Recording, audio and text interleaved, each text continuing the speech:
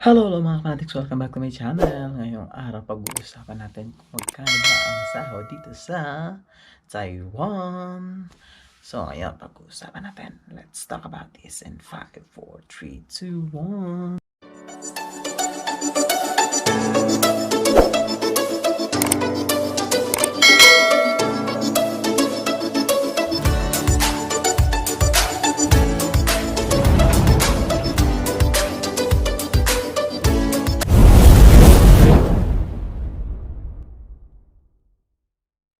Hello mga fanatics! Welcome back to my channel. Ngayong araw pag-uusapan natin ang increase ng salary. Yay! So yun, na-increase naman ngayong taon. So very thankful kami ngayon sa Taiwan government kasi inimpose na naman nila ang increase of salary sa buong Taiwan. So last year, ang basic salary ng mga factory worker dito na aking mga katrabaho from last year, which is 2019, ang basic salary is 23,100, which is yung normally na last year. But this year, 2020, starting January 1 up to the end of year, 23,200 So guys, tumaas naman siya guys. Tumaas ng almost $790 yung tinaas niya. Which is good naman kumpara dun sa mga, at least kung wala, diba? At least mas maganda rin kung marami increase. Tonto ang mga OFW like me. So yun, tumaas siya. And if we convert it into Philippine peso, pumapatak siya ng 39,200 for the gross income, 8 hours per day. So yun guys, walang oras lang yan. So yung 23,800 is basically 8 hours per day, 5 times a week. Yun lang ang pinaka niya, what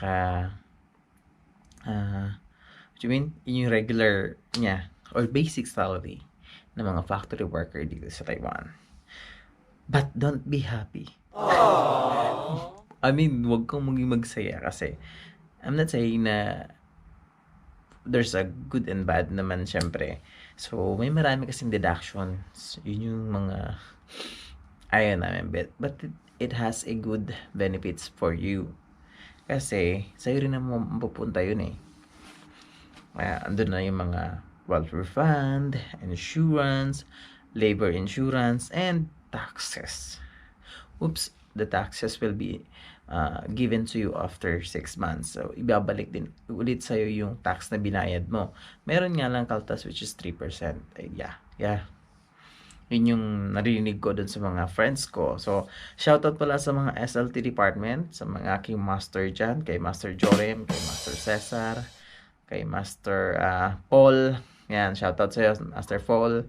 At ang aking OP na mga ganda dyan, kay Ma'am Risa, kay Teresa, kay kay Raquel na sobrang sexy. Yan, shoutout na kita. Your request is my command. Yan, sa SLT department, lahat dyan, kay Sir Remy, lahat, pati sa aking mga, basta lahat kayo, ang dami nyo, di ko kaya isa-isahin. So, SLT department ng DU3 ng KYC. So, yun. Ayun guys, back to the topic. Nagpa-shoutout lang sila. Yun, ang basic salary ngayon 2020 is 23,800.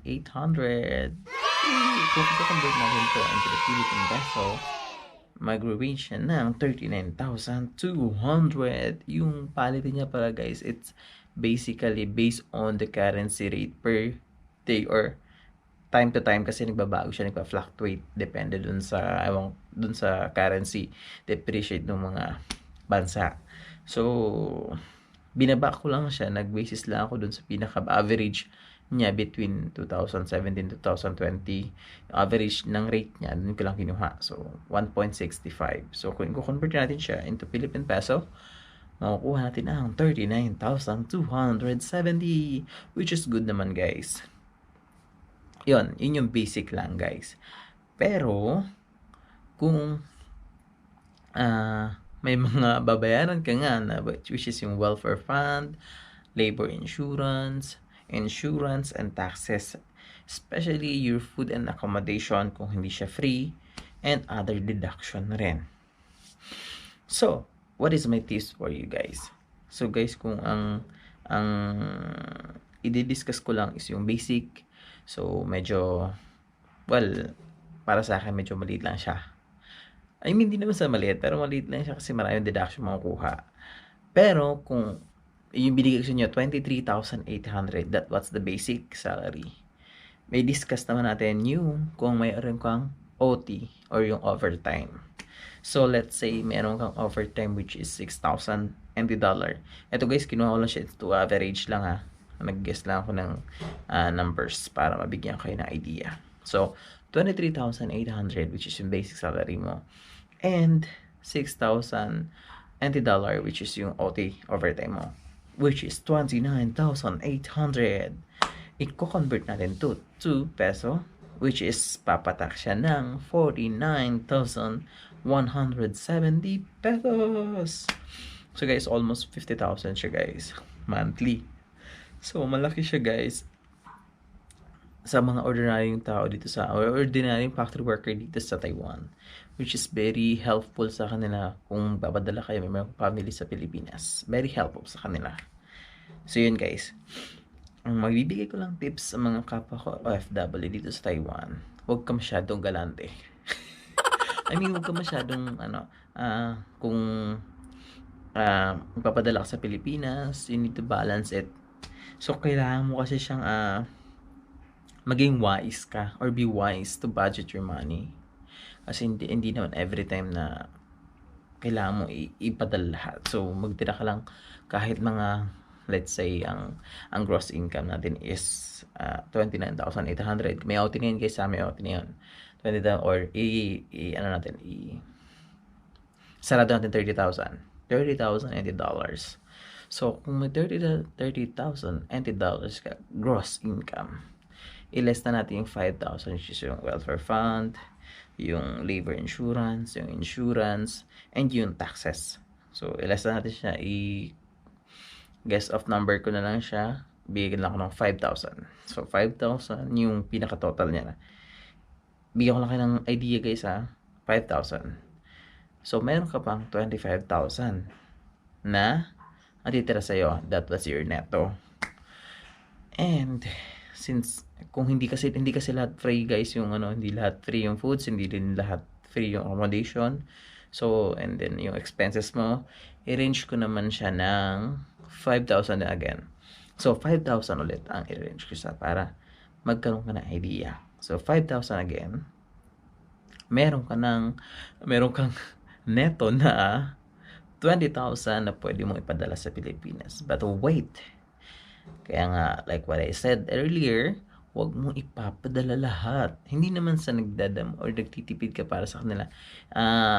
I'm just giving you a tips. Kasi kung sakaling magkaroon ka ng, huwag naman sana, problems or something that happened to you here or some relatives in the Philippines, meron kang maipon na emergency fund for yourself and your family. So let's say meron kang 20,000 NT dollar, which is kung i-convert natin into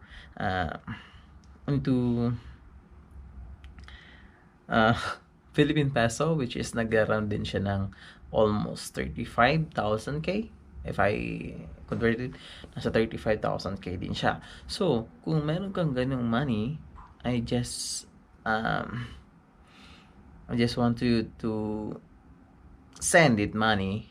Yung malit lang, pwede na rin naman siguro mga 15,000 papadala mo sa kanila. Malaking bagay na yun guys, 15,000 yung ipapadala mo sa kanila. And ang matitira lang sa'yo is almost 15,000. Pwede mo siyang i-save for yourself and for your future. At kung may binabayaran kang utang, bayaran mo muna bago ka bumili naman kung ano dito. Ha? Joke lang guys. So yun lang guys ang mapapayo ko sa'yo. And then, so happy kasi tumaas ang aming salary dito sa Taiwan. Thank you for the government and thank you for the help of our company. Kasi guys, sa mga company to, pag sinabi ng government na ito ang basic salary, ini-impose doon at implemented siya for all. Mabilis ang impose dito ng rule kasi lahat ng company ay sumusunod sa batas. That was the big good thing dito sa Taiwan. Kaya kami nandito. And guys, kung may mga katanungan ka, pwede kang mag-send ng message sa akin. Description comment, pwede kang mag-comment below. And kung hindi ka pa na-subscribe, I will send many videos and soon para makatulong sa'yo or may meron kang tanong, just PM me, which is my channel and then to my personal account and Facebook.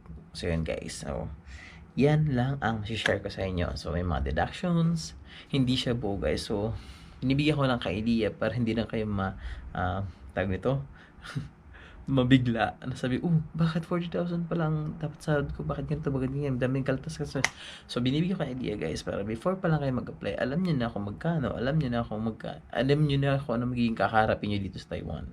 So marami, ang gaganda lang guys na ibabalik sa inyo yung tax, pero yung welfare fund I don't know, and then other taxes I don't know, pero alam ko yung tax na binabayaran mo mababalik sa iyo, kakaltasan lang siya ng 3% for the process or the other things na binabayaran natin doon. So yun guys, salamat sa panonood nito and salamat sa aking channel. Sana yung tangkilikin. Sana lang guys. So yan guys, ang ganda ng background ko, no? Sana guys, bye bye. Thank you for watching. Bye bye.